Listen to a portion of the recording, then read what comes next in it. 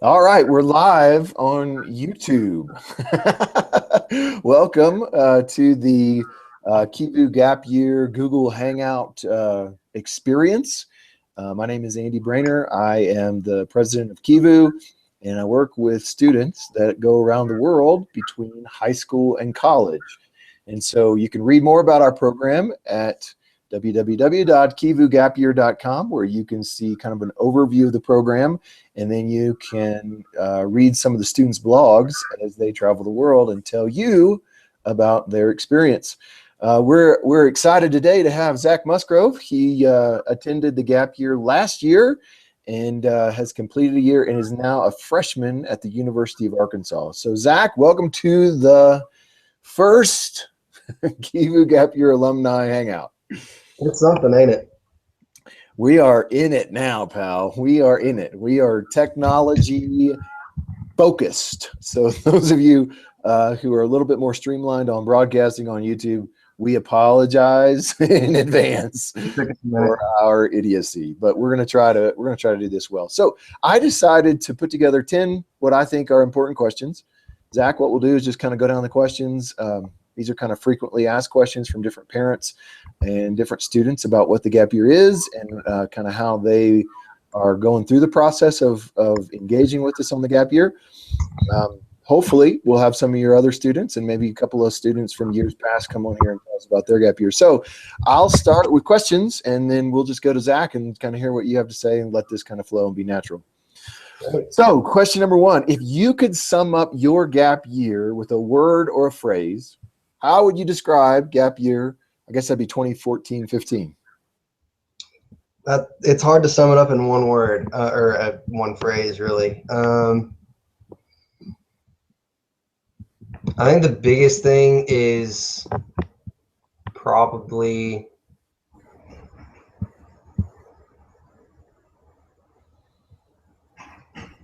every word I know just ran out of my head. Right on, right on. Probably just space. It provides space to do whatever you need to do. It allowed me to kind of experience different beliefs or different like sub beliefs of my main belief system, and allowed me to kind of challenge things that I'd never challenged before, and then also to see the world in a way that I've never seen it before. I mean, the farthest I'd been out of the country was to Belize before this, and then I went on a 12-hour flight and then a 9-hour flight to the Philippines, our first place out of America. I mean, it's just it opens your mind so much more. It provides a world of space, literally a world of space. I like that, space. So space gives you space to think about your faith, gives you space to think about who you are. Sorry, I had a call coming in. Had to cancel that. It gives you a space about maybe what you want to do with your life, maybe where you want to do in school. That's a good word. Tell us a little bit about your highlight. What was the highlight of your gap year? Oh, that's easy. My favorite time was in the Middle East, in Israel and Palestine and Jordan. Those were my three favorite places. It was great to be there, and it was great to be over there and one, hang out with Jordanians for the whatever week and a half, 2 weeks we were over there, and then see the Holy Land. I mean, it's a goal of pretty much everyone. I feel like at this, like a lot of people I know, it's like that's incredible that you went over there, and it's incredible that you got to go over there that so soon in life, and it's all this, that this, that, and the other. But at the same time, it's just a really great experience, and it's kind of led me towards what I'm wanting to do later on in my life as I get into occupations and careers, and a big word that you and Luke like to use, vocation. Yeah, so just a little information, a little background on that. We do take students to the Middle East. If those of you are interested in going to Israel and seeing what's going on in Israel, I'd love to take you there. I'd love to show you my friends, or introduce you to some really cool people and see some great sites. We start with Jesus and we end with Jesus, and it's all about kind of how did Jesus function in the Holy Land and what's going on and what that means today. Tell us a little bit about where you are now. So you went through the program. You went for 9 months through the countries and all the program stuff, and now you're at the University of Arkansas. So tell us a little bit about kind of what you're doing now. Well, right now, like you said, I am a freshman at University of Arkansas. I'm kind of going down the engineering road right now, planning on doing civil engineering at this point. Went through Rush in the fall when school started, just kind of getting back in the swing of traditional academia rather than the experiential learning that we went through on gap year. And that's been a more difficult transition than I expected. But at the same time, it's still just school. It's not a huge deal or anything like that. And I definitely like that'd be like the one almost hiccup of gap year. And even then it's like, it's not anywhere close to a hindrance of me going on a gap year. If that's what someone's worried about gap year, don't let that worry you. Yeah, I've been we've been talking for a couple of months now, and I've been talking to some of the other students, and it seems like that linkage between the gap year and university is something that we really need to focus on more, because it's difficult. You travel the world, you get all these experiences, you see all these new and exciting ideas, and it's almost like, okay, now I got to take time out again from what I want to do to prepare. And I encourage all the students that come that you got to go to university, man. You can't just bail on school. You got to kind of get your foundation set before you can actually go and then become a part of the solution for some of the problems that you saw around the world. How do you think that the gap year prepared you to go to school? I mean, is it giving you any insights being at school? And tell me a little bit about that. I mean, in regards to the academics themselves, it didn't really do anything one way or the other, just because, school is school and it's always going to be school. And it's just, how well you prepare, how much effort you put into it, that kind of thing. But to the social aspect of college and to the, networking of college, which, only been here for half a semester, but that alone has benefited me immensely. I mean, we've talked about this before, but a really unexpected benefit was going through Rush. It allowed me to have a story to tell. It made me memorable. And it also, with the training that we had on how to talk about what we did and how to explain what we did and where we went, it was really easy to talk about gap year and kind of, in a way, sell myself, because that's kind of what Rush is. It's kind of selling yourself to the fraternity that you want to be a part of.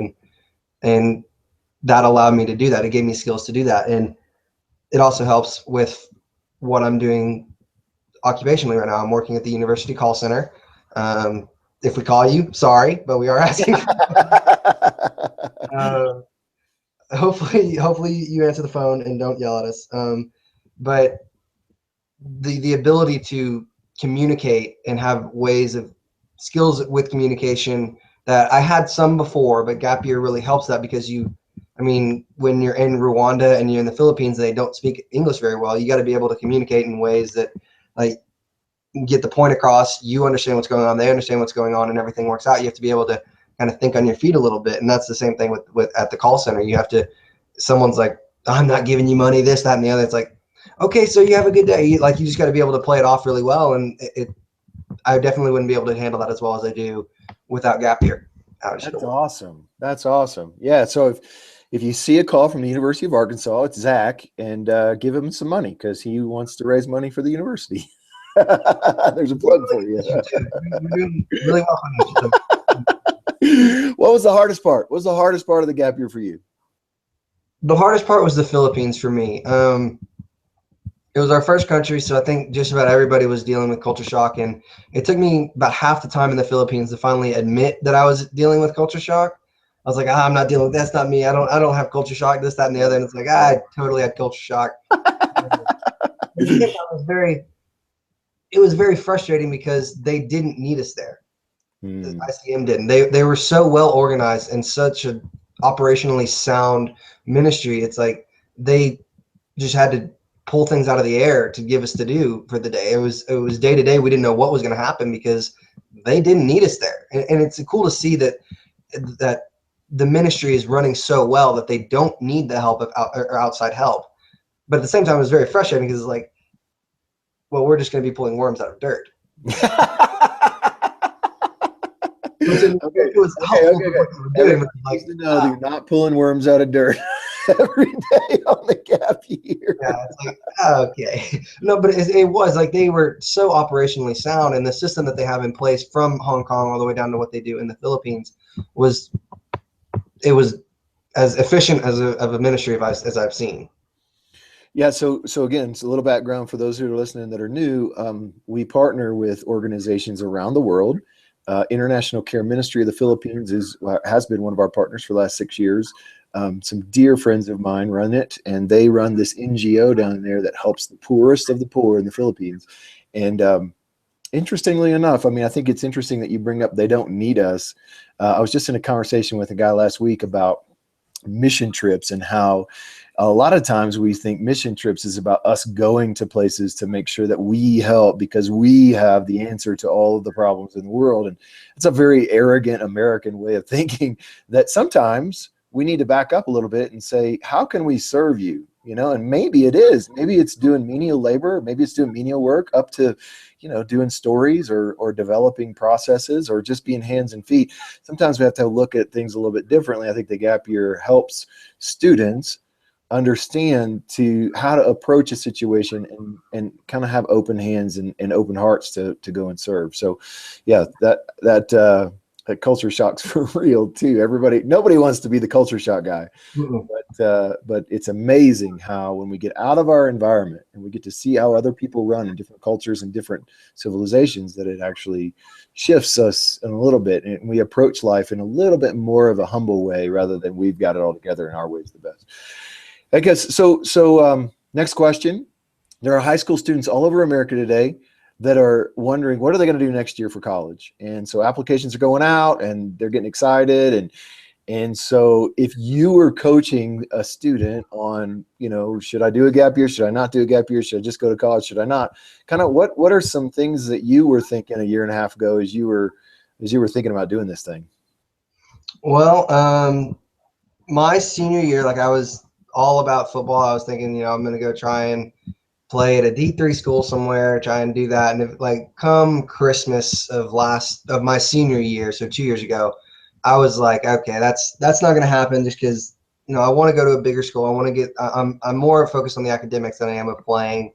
And so in my mind, going to a D2, D3 school and trying to gut out football and get a degree there, it's like, you know, there's a reason D1 schools are known as D1 schools and they're the big as they are because the values of the degree are a little bit better. And so it's like, I'm going to, you know, give up on the football dream and just go for academics. And so I started looking at, you know, I'm from Norman, so I applied to OU and didn't really want to go to OU, but it was like a fallback because I didn't know anything else. And so I applied to OU, Baylor, and TCU. I didn't even apply to Arkansas when that first time. And I was like, TCU was where I really wanted to go. TCU is very expensive, so wouldn't have worked out. Was going to end up going to OU, and I wasn't happy with that idea. And eventually, come like February, maybe a little earlier than that, my mom came back from working at the front office at the high school.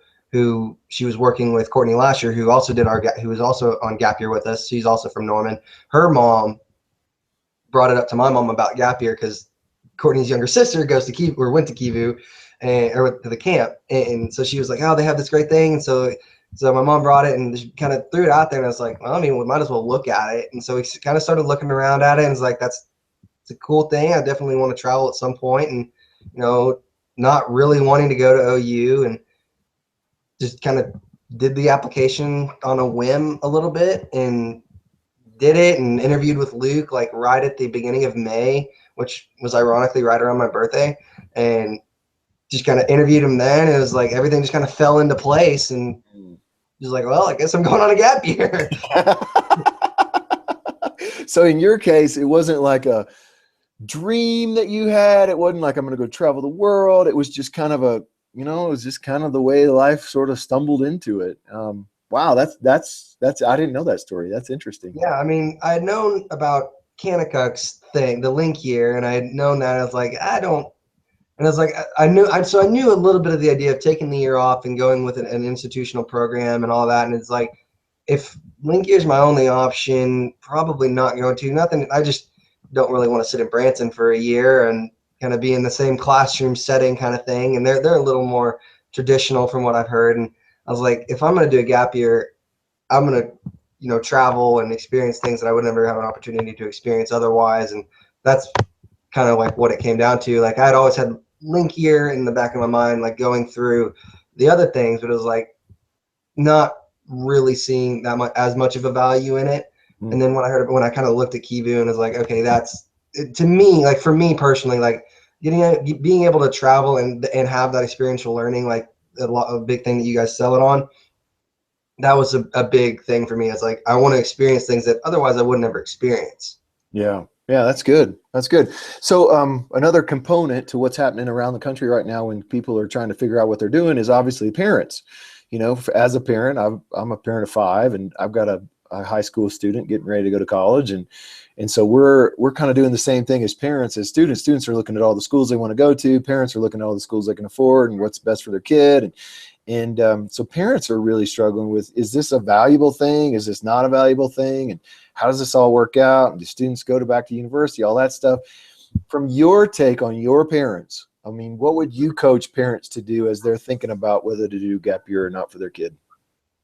I definitely think my parents were very on board with it. I mean, this isn't a cheap program, but neither is college. But at the same, they were like, this is definitely money well spent. They were okay with spending the money because they saw the value in it. They understood, like, pretty much right away when we started looking at it, that this was valuable, and it was definitely an experience that, you know, you can't really. It's like a once in a lifetime kind of thing of doing this gap year and going into it. So when you get the opportunity, it's one of those, you got to just get it and go kind of. Obviously, I'm not a parent, so I can't speak directly to uh, pushing your kid one way or the other, encouraging them one way or the other. I mean, I know the traditional idea of going straight to college and all that, but I mean, another reason I did the gap year was because I had no idea what I wanted to do major wise or occupationally or anything like that. I mean, I was pretty much planning on business just because it was a general degree and I can go in there and kind of find a more strict discipline of business as I go on throughout my career. And going through that, I was like, it's not really what I want to do. I don't really know what I want to do, but I mean, going through the gap year, it didn't necessarily like jump out at me like, oh, I want to be an engineer.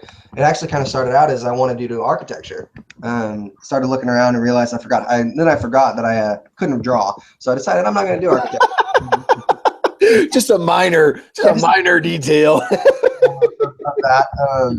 And so I started thinking about, well, I still want to be involved in, you know, city planning and designing, that kind of stuff, and that area of that. So I was like, well, I know civil engineering does buildings and streets and all that stuff. So and I know they had a discipline pretty similar to city planning. So I was like, well, let's go that route. And that's kind of changing a little bit now as well of what I want to do. It's kind of been in the back of my mind to begin with since we've been in Israel of international human rights, as well as the human rights here in America, and, you know, the whole Confederate Stars and Bars thing and all that, and everything that goes on with, you know, institutional racism and all that other stuff. That's a whole other topic and a whole nother conversation that's going to take forever if we get into it. But it's kind of leading me towards the path of going through engineering, because engineering teaches you how to be an incredible and pragmatic problem solver, and then kind of taking that and heading towards the law direction of going into international human rights law and that kind of thing. Very cool. Very cool. I'll never forget, like, one of the highlights of your gap year for me was sitting on the rooftop of a hotel in Jaffa and overlooking the city and just kind of having a real conversation, you know, about what do you want to do with your life, and let's expose opportunity. Like, so part of the reason I think for parents that would wonder, you know, is this gap year valuable, from my perspective, is we are trying to expose students to the most opportunity that we can possibly expose them to in the shortest amount of time. And so you're meeting with leaders, and you're meeting with people on the ground, you're meeting with NGOs, you're meeting with businesses, you're meeting with medical people. I mean, there's just so many connections that you can make on this trip. You know, apart from all the value of being ready for school, being able to talk about yourself, being able to sell yourself, being able to talk about global issues, I think just exposing students to a little broader worldview of what's actually out there, what's possible, has kind of given, even listening to you, it's kind of giving you some different ideas about, you know, where you want to go in the future. I'd also say to parents, right now we have a track record of 100% of our students who are leaving the gap year are entering university, because we hold the university in such high regard. So we want to make sure that we aren't taking students out of education and keeping them from education, but actually just helping them to focus a little bit more on what they want to do when they get out. Last question, and I know just for your sake, I know you're a busy guy, and for our viewers, I know they're busy. But my last question is just there anything that you'd like to summarize, something that you'd like to tell people about the gap year that maybe hadn't come up in the questions? That, you know, this is kind of Zac's final word. Anything you want to tell people? I'd say that you never stop learning from gap year. Like, once gap year ends, the physical time of gap year is over. But I'm continuing to learn things from gap year that I didn't expect to. I mean, it's kind of showing and looking back and seeing who I was 9 months ago, 6 months ago, 3 months ago, like just the different increments of growth that I went through during the gap year. And it's just kind of like, I'm a completely different person than I was when I started gap year. I mean, I know I said this, I think I said this at the end of our time at camp when we talked about gap year to the campers, was the person I was before probably wouldn't want to hang out with the person I am now, just because I'm a much more opinionated, you know, definitely much more open-minded when it comes to, you know, my ideas and what I think should be, you know, what my ideas of right and wrong, and, you know, different ideas about faith and stuff like that. He probably would be like, I don't want to hang out with you. I don't think I like you. I'll go over here and talk to people. But yeah, I'm learning a lot more about myself and about my experiences on gap year, even outside of the time of gap year. That's good. That's way good. Hey man, thanks for giving up some time to just kind of share your thoughts and what you thought about the gap year. Hopefully we'll have more of your classmates, like I said earlier, and some other students. Maybe we'll get some current students on this as we learn more how to do this, setting up the Google Hangout deal and being on YouTube. Thanks for your time. Thanks for those of you who've been watching. If you have any questions, you can cruise on over to kivugapyear.com, and you can see some frequently asked questions there. And like I said, we have all the current students who are blogging about their journey here domestically until Thanksgiving, and then they'll start traveling internationally after Thanksgiving, and you'll get to see kind of what they're up to. So again, thanks so much for being here. Look forward to our next session, and I really appreciate you, Zac, man. Thanks for taking the time. No problem. Right on, brother. Well, we will see you next time. Andy Brainerd here with Kivu Gap Year.